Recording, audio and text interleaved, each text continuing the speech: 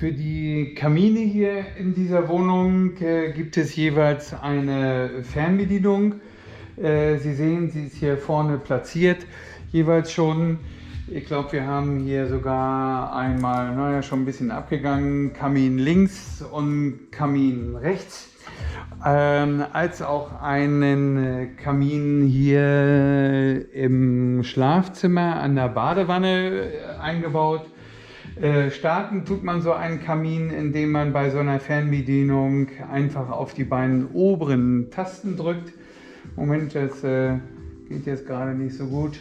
So, beide drauf gedrückt, kurz, und dann leuchtet das Display auf und Sie sehen, das Feuer startet.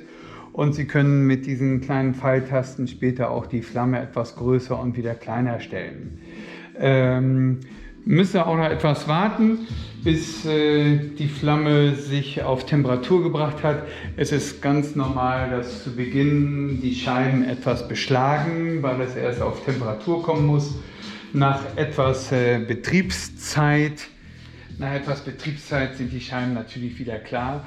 Und Sie können ganz einfach unten rechts, wo ich hier meinen Daumen habe, einfach den Kamin mit kurzem Tastendruck auch wieder ausschalten. Und dann ja, ist alles gut.